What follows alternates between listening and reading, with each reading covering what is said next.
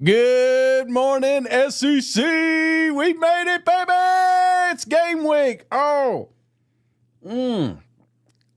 on in here. We got an absolutely loaded show for you today. Week 0 kicked off in Dublin, Ireland. That's where I'm at.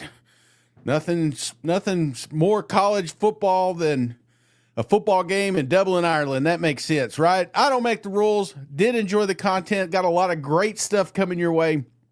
New debut, a segment, Studs and Duds, word of the day. And while we're all here, obviously SEC's going to a 9-game schedule in 2026. That means your team will now have 3 permanent opponents, and I've got the hookup. That much more on this episode of SEC Hangover.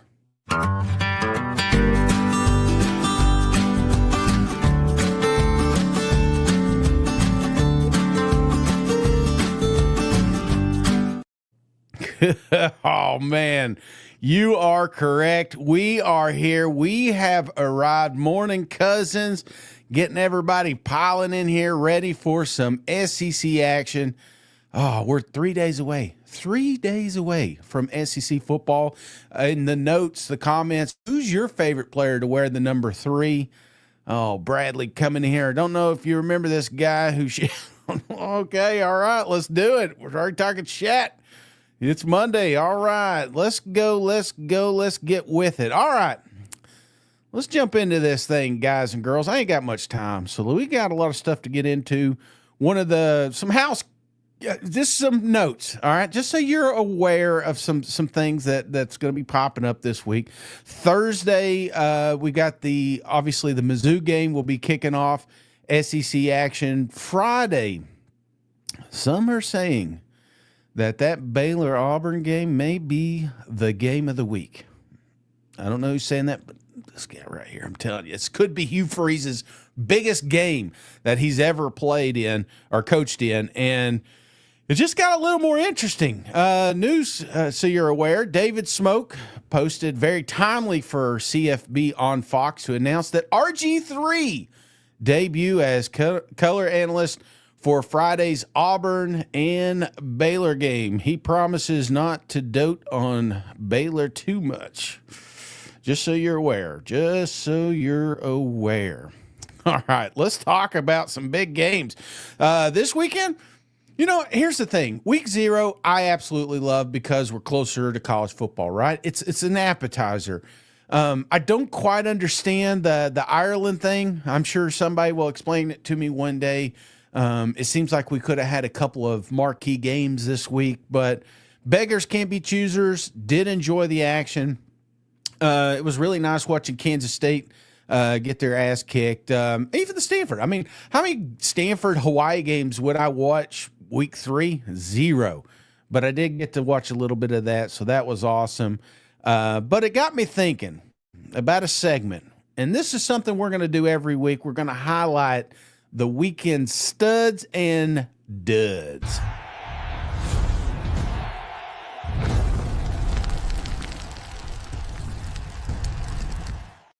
Ooh, you didn't know Shane could do that, did you? Yeah, I'm getting a little smarter with these computers. Actually, they're doing all the work.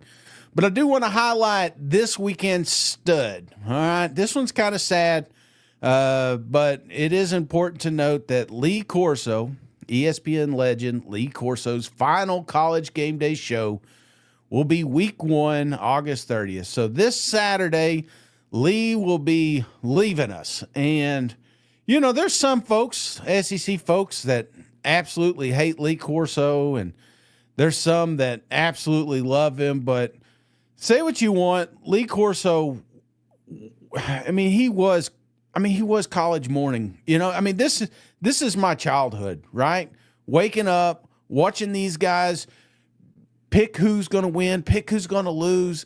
Lee Corso always making a little fun, throwing the head. It was just it got you pumped up, did it not? Even if he picked your team, he was like the original, the OG Grim Reaper. You definitely didn't want him to pick your team, but it's kind of sad watching that go away. And, we're getting older. That's just what happens, the nature of this thing.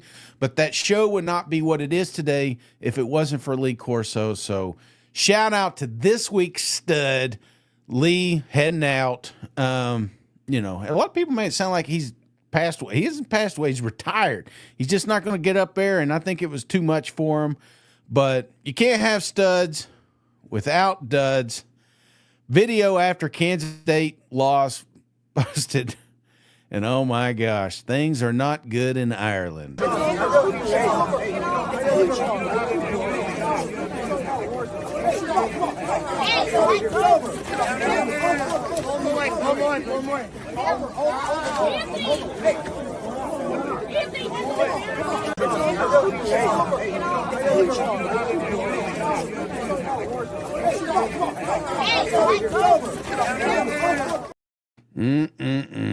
Is it college football we ain't fighting? I don't think so. But it ain't college football without Cousin JR coming through. Big shout out to Cousin, gifting a cousin friendship. I say, well, friends, your friends and family.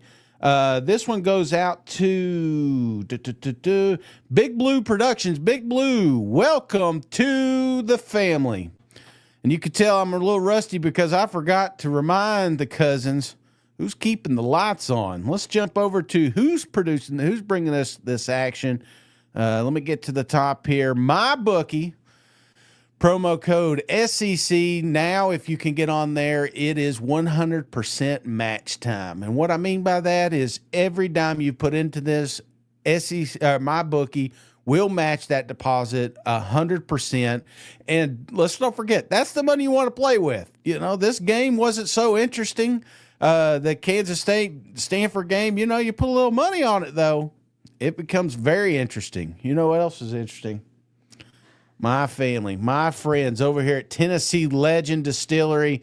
Come on, official whiskey, official bourbon of That SEC podcast. If you're in Sevier County, we had Jeep Week, absolutely nuts over here. That's why I took this vacation, to get out of town, because that place is absolutely crazy. But I hope that you were able to swing by Tennessee Legend Distillery. Tell them the cousin sent you. Not only are you going to get a bigger discount than the locals, but you're also going to get a bonus package. You can also find this in Nashville. And if you're out of state, just let your local package store know you want some Tennessee Legend sent your way. And guess what? They'll put it on the shelves. Last but not least, we got Prize Picks, promo code SEC. Prize Picks. Right now, if you deposit $5, Prize Picks will give you $50 to put toward your Prize Picks this week. Mike had an awesome episode last night. He's got a couple of season picks in there, and I tell you what, Mike's not good at bets, but he is wonderful at Prize Picks. I tried to argue with him, but he's probably right. So, all right, let's go. We got more action. We got the fight, right? That was the big news coming out of Ireland. But bigger news is we found out who was fighting. It was Mark Johnson. And if you're not familiar with Mark Johnson, well, if you know the starting quarterback, Kansas State, Avery Johnson, that's his dad. Oh my gosh. Not only was he fighting after the game, but he was fighting with this boy. Tim Fitzgerald has confirmed that this was a post-game confrontation involving Mark Johnson, father of Kansas State quarterback Avery Johnson, and another man believed to be Mr. Johnson's eldest son. According to witnesses, the conflict turned physical. According to one source, no arrests were made, blah, blah, blah. Well, later confirmed by Pete Nakos, a statement was released from Mark and Anthony Johnson's camp. We sincerely apologize for our actions following yesterday's football game in Ireland. Senseless bickering escalated to unnecessary fight. We have resolved our differences and take full responsibility of our actions. We have apologized to our immediate and extended family, and now extend our apologies to Kansas State University, its alumni, and fans. We regret this incident. So today's dud goes to Mark Johnson, Kansas State. But that's not what we're here for. We're not here for fights.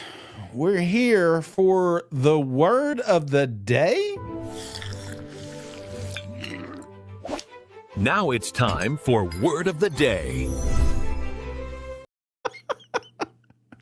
Who gave me a computer? Word of the day is stalwart. It's an adjective. It's a big word, right? Never use it. Do you use it, stalwart? Maybe some of the cousins have used it, but I've never used it. The thing that stood out for me is firm, steadfast, and uncompromising. So who is the stalwart of the SEC, you say? Well, the biggest supporter of the SEC is none other than Greg Sankey, my man, book reader. Maybe he's the one that inspired me to do these words. Greg Sankey came out and has announced that we are going to a 9-game conference schedule in 2026. We'll continue with single standings, non-divisional structure. Each school will play 3 annual opponents focused on maintaining many traditional rivalries.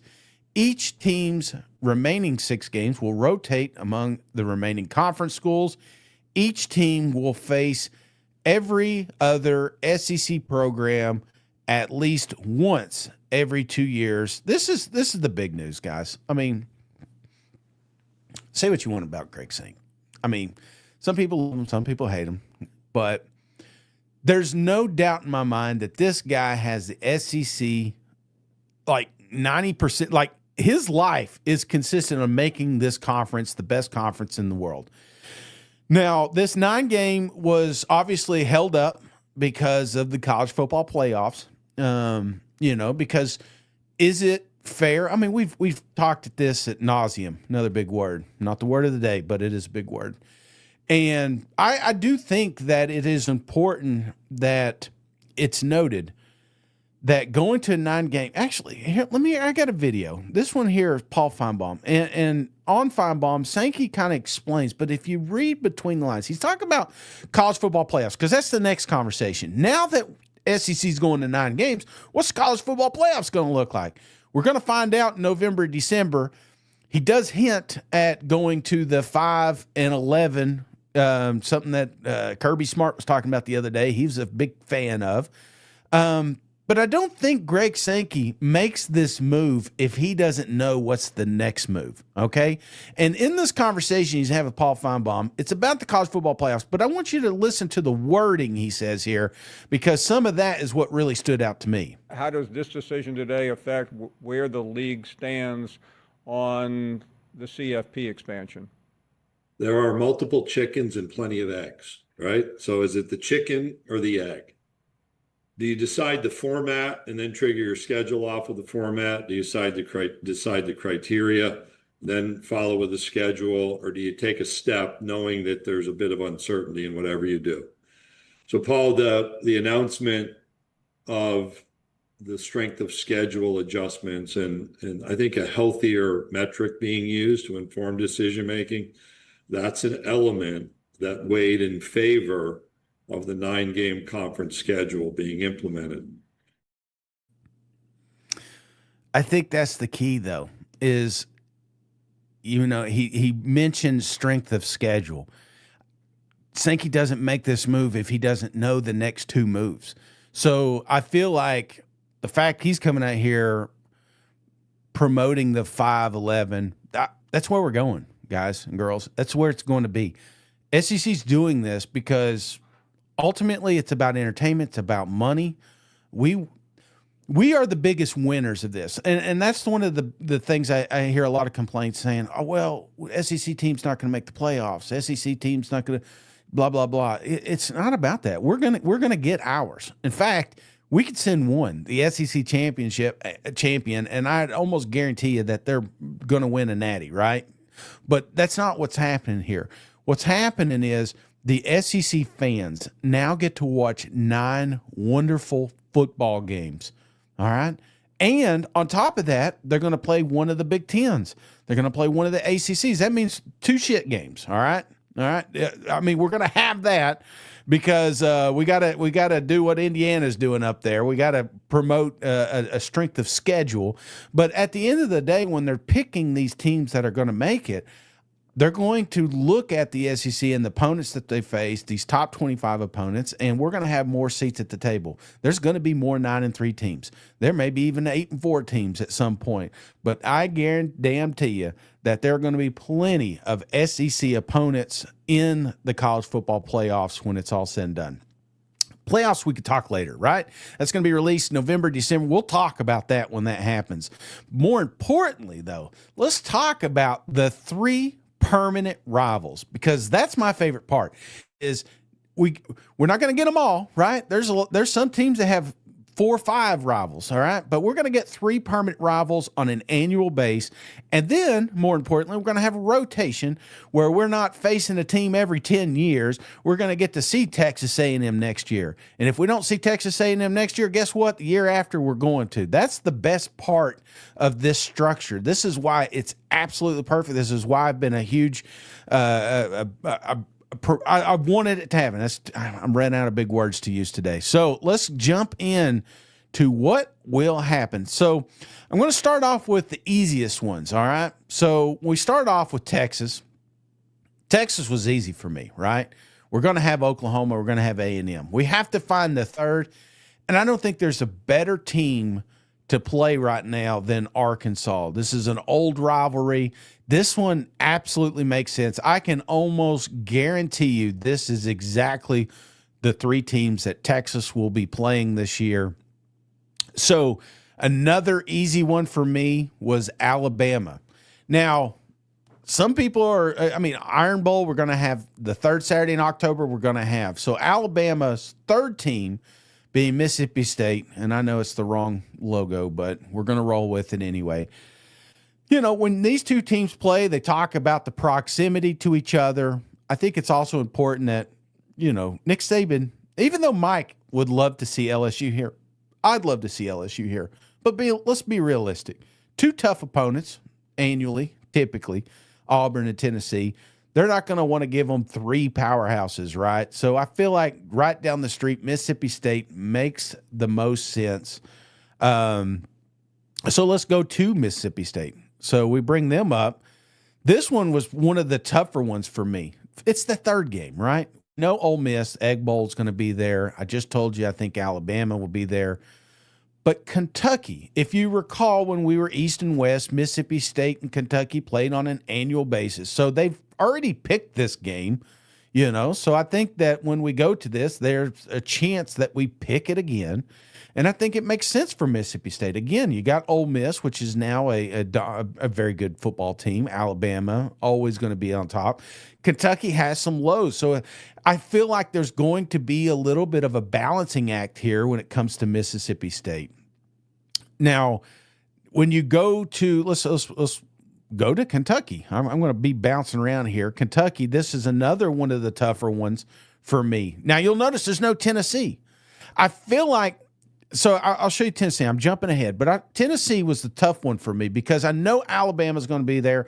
I know in-state Vanderbilt's going to be there. Who's the 3rd team? Now, guys, if I'm picking, we're going to Kentucky, but I'm not picking.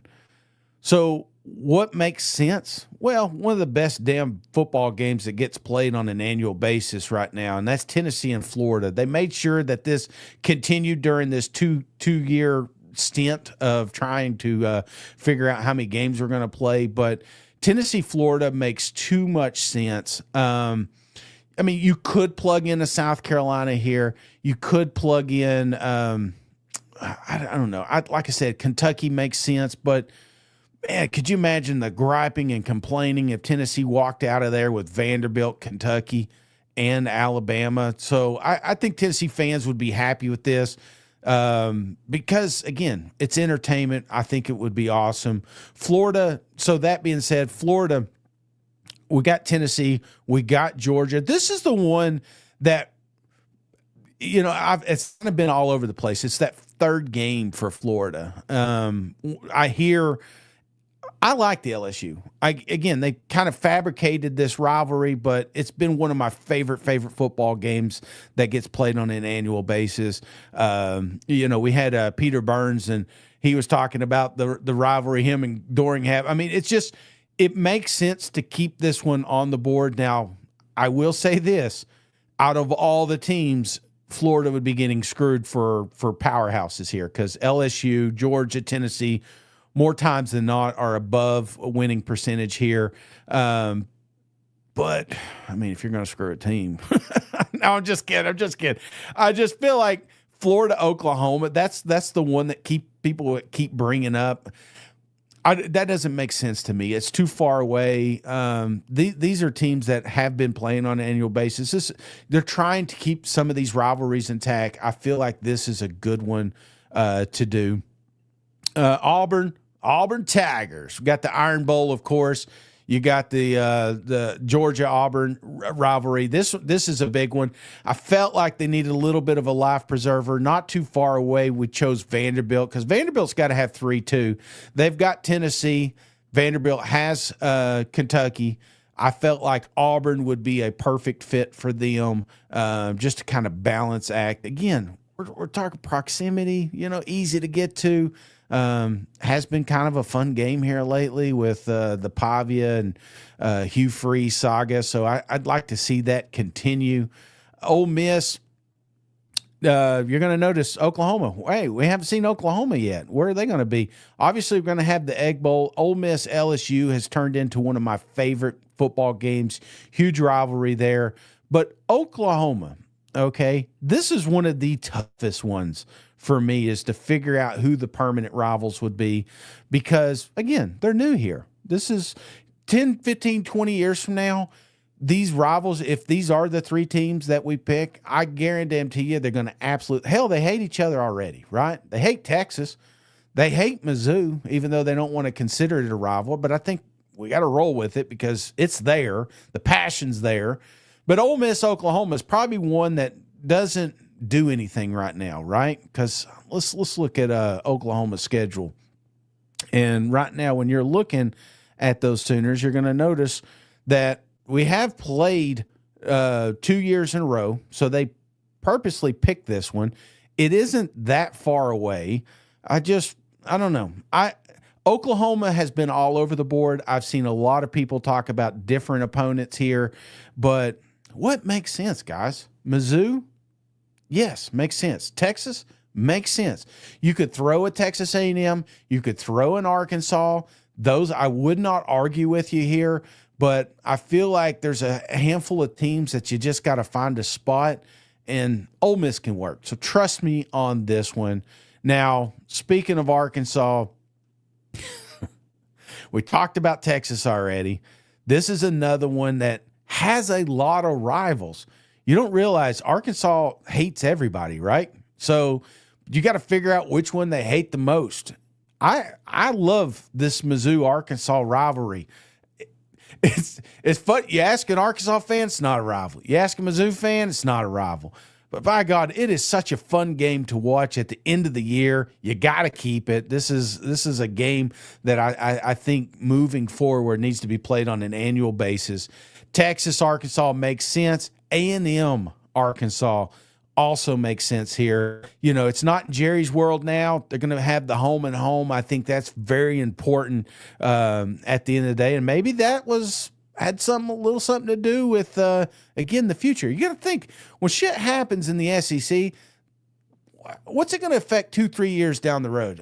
They're always thinking ahead. So you see stuff like, hey, we're not going to be playing in Jerry's World anymore. Well, then why? Well, maybe because we're going to go back to home and home here, and we're going to make this damn thing a rivalry. Texas A&M, we got Arkansas, we got Texas, we got LSU. LSU A&M, probably one of my favorite games. I say that about a lot of them, but when we start stealing ADs and coaches and shit like that, that's what makes it fun. This is a game that, if you're talking A&M, you could pencil in Alabama. I think Mike liked that one. I felt like that was a fun game, but LSU, A&M, I mean, they're probably like 2 of the closest schools in proximity. I mean, LSU's constantly recruiting in Texas. Texas is trying to recruit down there in Louisiana. It could be a awesome rivalry. It already is. I feel like that's going to be a good one. LSU. So now that being said, we know about Florida. We know about Ole Miss. We know about A&M. Any teams I didn't cover? South Carolina. Now, this one here, uh, listen, I mean, you talk about hate. South Carolina hates everybody, right? You could just put all 16 teams, 15 teams up on a dartboard, throw a dart, whoever it lands on, South Carolina can easily make a rival out of that freaking team. But Battle of Columbia, yeah, I know they played for a trophy, but I like Columbia. It makes sense, home and home. But this game, this game's going to be awesome this year. This game was awesome last year. I mean, it knocked basically Mizzou out of college football playoffs, right? It almost got South Carolina to those playoffs. This is a game that you talk about pure hatred. These two teams go at it. They hate each other's coaches. It's perfect. It's perfect. Now, Kentucky, South Carolina, not as zesty as it used to be, but damn, how can you not love the Kentucky, South Carolina Sunglass Bowl? You know what I'm saying? I feel like that is a match made in heaven. South Carolina, Georgia is another one. You know, you could easily, like I said, with South Carolina, you could plug in 4 other teams. I thought about Florida.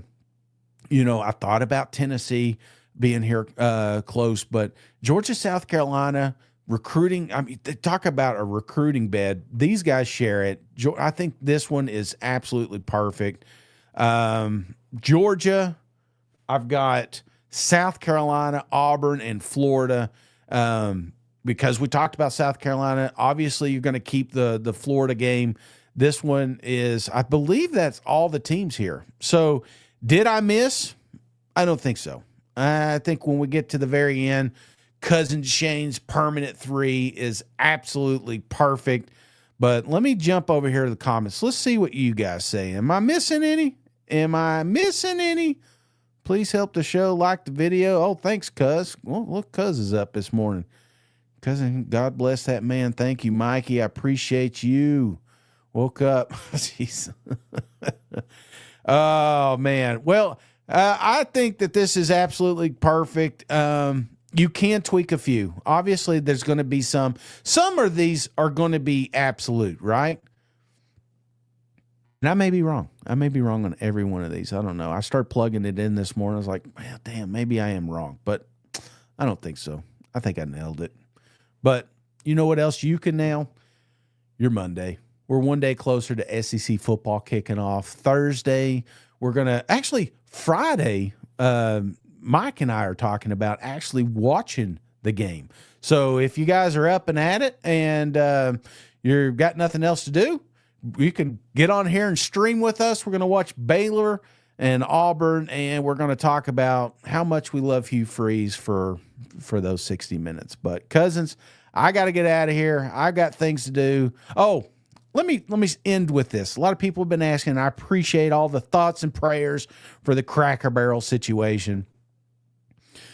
Does it make sense what they did? Absolutely not. I think it was absolute train wreck. And honestly, if you were to ask me, gave me, I think, of $700 million to fix this thing. First off, I'd said, don't block Cousin Shane.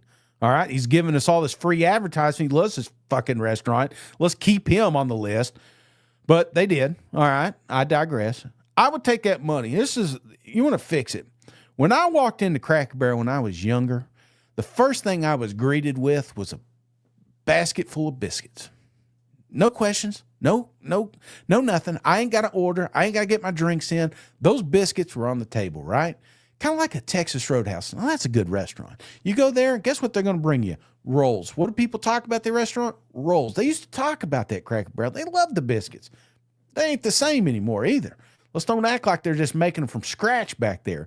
So those biscuits and cornbread, that needs to be at the table. Another thing that drives me nuts is you got to wait for your whole damn party to show up. You know? You sit over there, and they're like, hey, where's your mamaw at? Well, mamaw's...